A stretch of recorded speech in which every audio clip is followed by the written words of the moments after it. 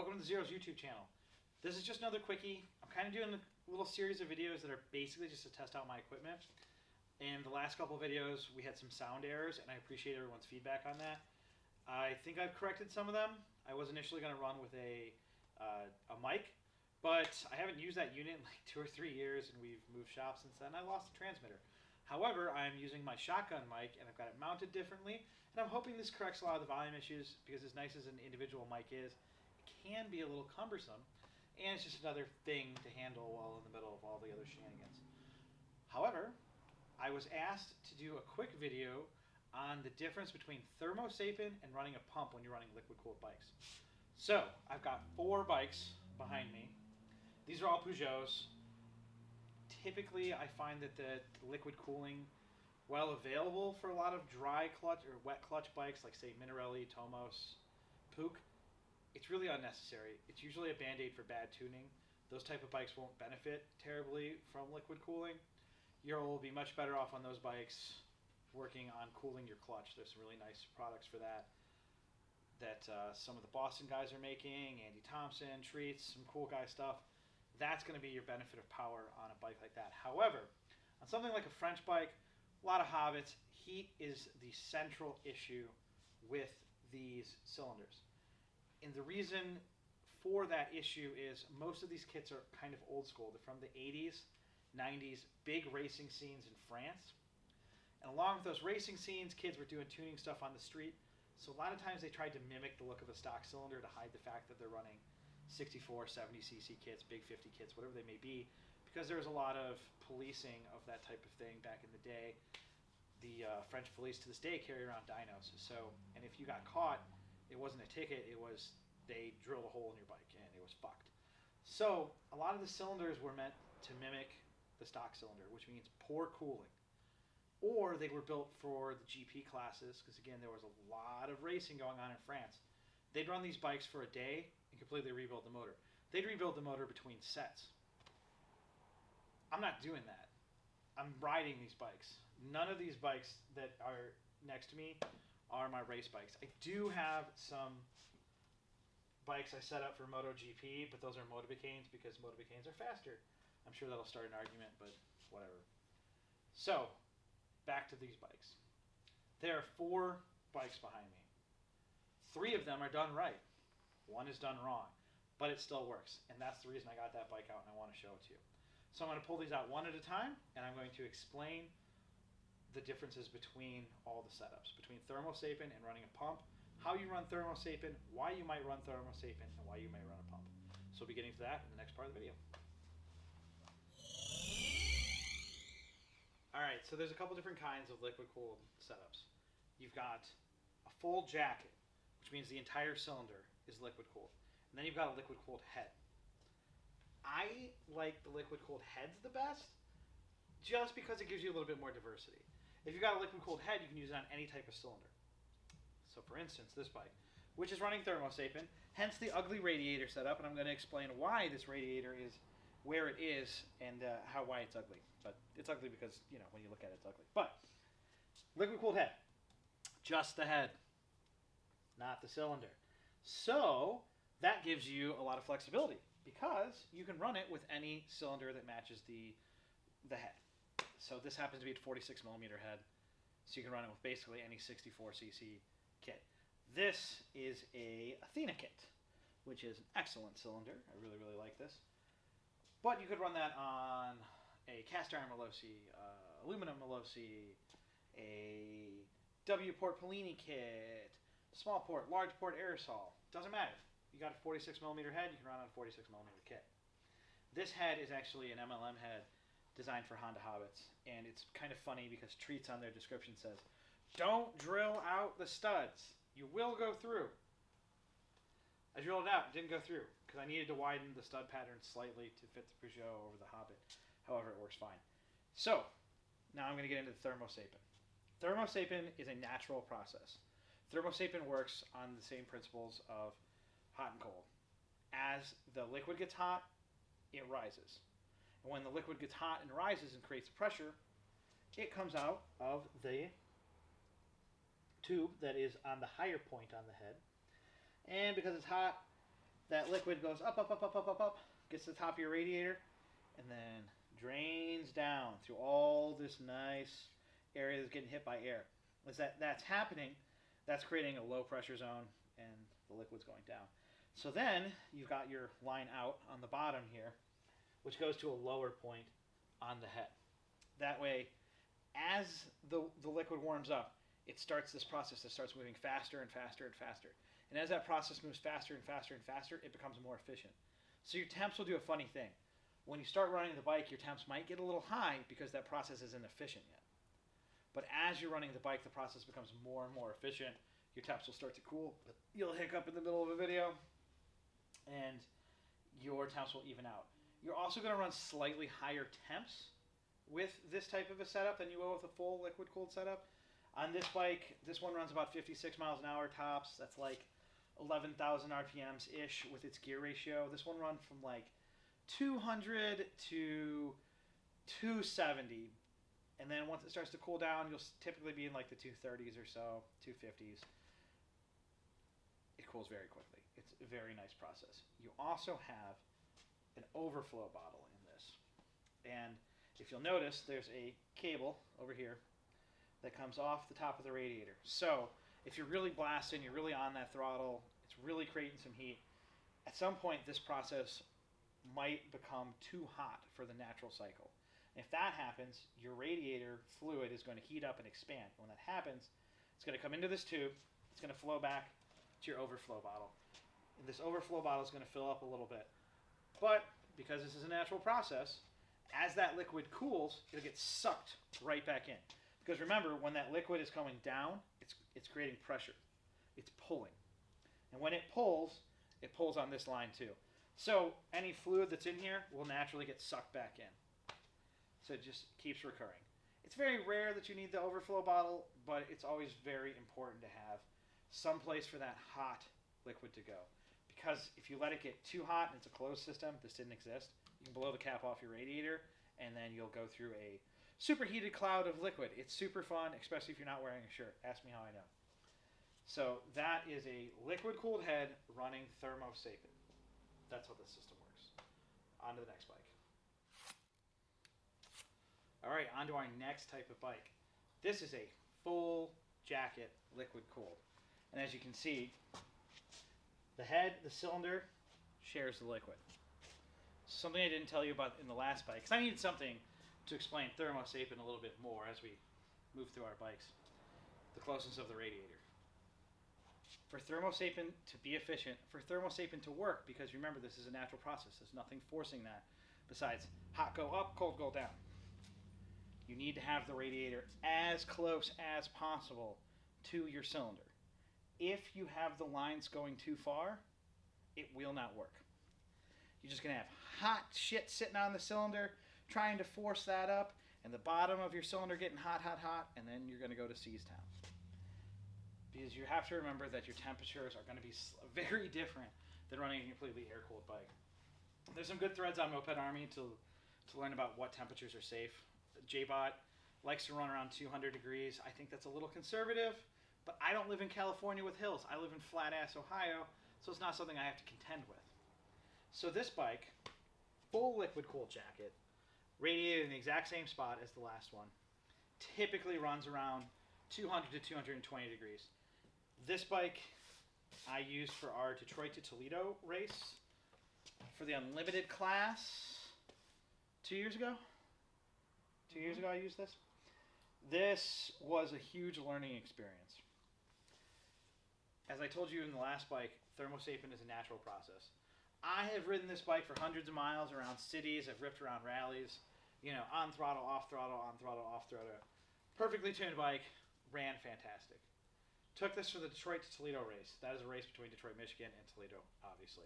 It's only like 45 miles, maybe 50 miles.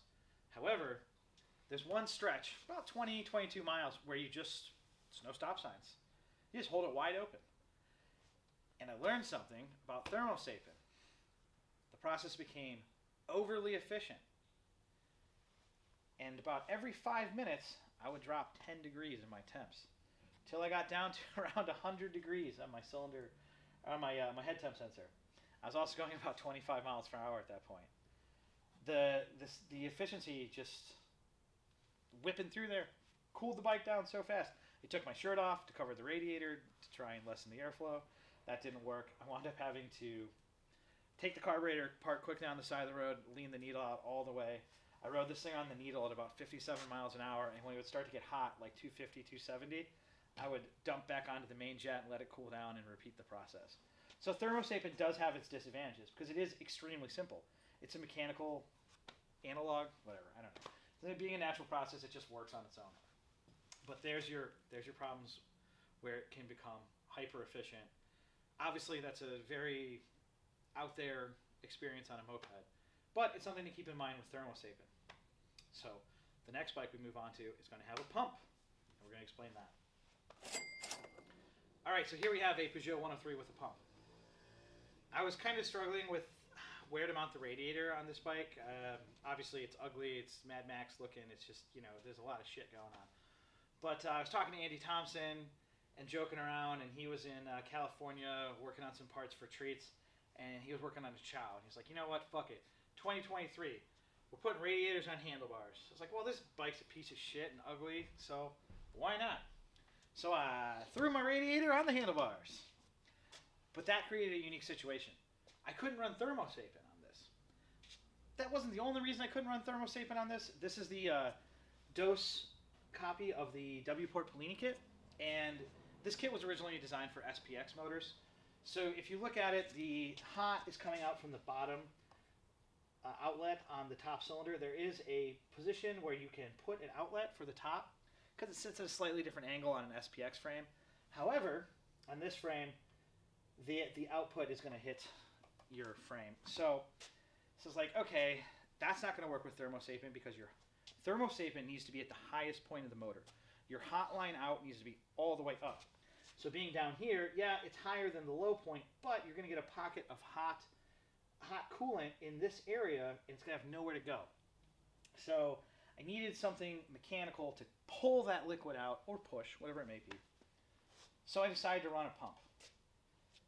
This bike is running a Le Party, which they're the best cheap CDI in my opinion. They work fantastic. Ryan Nash and I both, we got like a bad one time. I'm probably running 20 of these things. That's the only one I ever had an issue with, but, fuck it. However, the lighting coil can be a little chintzy on these, so I threw a battery on this. Now, obviously, I way overdid it with the battery. This battery could be this big. Honestly, you don't even need the battery. As long as you're running a rectifier, which a rectifier changes it from, God, if I say this backwards, Brian's going to fucking kill me. The motor innately makes DC. You need AC for your battery. Those two could be backwards. I'll correct that in the comments. So with that system, you can run a pump. This basically works as a storage unit. Instead of the AC going directly to the battery off of the regulator rectifier, this works as an intermediary and it's basically a secondary regulator. And if my lighting coil fails, this should run my pump for like 7 hours because this battery is way more than this thing requires.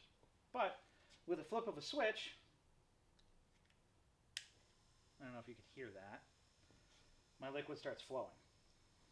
So what I'm doing is pulling the hot liquid off the top of my cylinder. And remember, I've got that hot pocket up here. That's going to pull that liquid out into the pump right up to the top of my radiator. Still needs to be plumbed the exact same way as your thermosapent setup. Your hot up to the top so it can run down here, let the air rush over it, cool it down, out, back into the bottom of the cylinder. That liquid gets hot, and the process continues. Again, this is a full jacket cylinder. So you're going to have a lot of coolant, a lot to move. This pump is pretty standard. This is a pump out of a VW. You can get these on Amazon for like $30-40. They're pretty much everywhere. Cheapo battery, rectifier regulator over here. Boom, get your AC, get your pump running. Move your liquid. Keeps it cool. This liquid is different when you start the bike. You're going to start having those cooling effects immediately. So it's not going to be like a Thermo setup where you need to run the bike for 10, 15 minutes to get the process working. So jetting a bike like this is quite easy comparatively because you're running under consistent circumstances. So there's a big advantage to having the pump. And you remember, you don't need all this bullshit. There's so much extra going on here. This was my first time running a pump, so I wanted to just like go all out. Like I didn't want to have any failures. If my lighting coil went out, boom, got my battery. I went overboard. You don't need to go this big. Like, you don't need a battery at all. It's just nice to be there. So that's a liquid cooled setup. Full jacket, pump, radiator in a goofy spot, but you know, it's fun. Notice all the zip ties. I'm still tuning this bike. It's still kind of cold here in Ohio. So on to the next bike. I'm going to show you how to do it wrong. All right, this is how to do Thermo wrong, but it still works. So Steve, what do you think is wrong with this bike? The line is too far away for the radiator. Sorry. Yes, that is correct. However, it still kind of works. The cylinder on this bike is a repop of a stock cylinder. Some of the late model Peugeots and Motobicanes went liquid cooled. This was like the performance-y model. So it's a repop made by aerosol, but it uses all the porting of stock, so it's not really creating that much heat. And it's a full jacket cylinder, not just a head. So it's got a lot of cooling properties, you know, that are just an advantage. Also, when you're building a cylinder for the masses, you're not going to be super aggressive on porting. This thing needs to run under whatever circumstances are thrown at it. So it's a very forgiving cylinder. So I've got my hop coming out from the very top of the cylinder. Unlike that last cylinder, you can look at this one. This is not an SPX cylinder, where the out comes at the very top. So that's in the right spot. But this line is too long. This makes the process very inefficient to the point where it could not work. However, it does. This wouldn't work if you were running a super rippy cylinder that's creating a lot of heat. This is not creating a lot of heat. This bike's probably hitting about 8,500 RPMs, or 8,500 RPMs. You get the point. It's only got a circuit pipe on it. It's got a 15 shot on it. It's whatever. It winds up working just again because mellow cylinder. So you got your cold coming out the bottom, down to the bottom of the cylinder, and then I've got my overflow bottle very close. And if you look at this one, there's some liquid in there. That's because this gets used more than it does on my other bikes. The fluid does tend to get a little hot, overflow, but it's no big deal. This bike runs fine. I've ridden this bike a ton as well. I did another one of the Detroit to Toledo races on this when we did 50 cc's. This was the bike I chose. I got second place. I beat like 8 or 12 people, and the bike I lost to was a Motobicane with a S6 something Marini dirt bike motor on. It was still 50 cc's, fucking rad, super ripper. Matt Mitchell from the Ann Arbor gang was riding that. It was sick. He had to stop for gas like 7 times and still beat my ass. This thing will do like 41 miles an hour, but after holding it wide open for 50 miles, it was just doing like 35. I was getting a lot of power loss. I might not have had that issue had my Thermo been working better. Kind of like the bike I talked about that I rode for one of the other Detroit to Toledo races. So when it comes down to it, it's still a moped. You know, just fucking do it. Don't be scared. But I do recommend for your first bike, do something like this. Keep it chill. Keep it thermo. Play with it. Have some fun. And you get a bike that you can ride all the time. This thing starts super easy, runs great, super torquey, ton of fun, low temps. And if it's cold, this keeps your butt warm. Very important. So that's all from Toledo. Thank you for the suggestion. I can't remember whose name it was who posted on the Zeros page and suggested the Thermo versus pump, how they work. I super appreciate the feedback. I hope you guys can hear me well this entire time, and that's all from Toledo.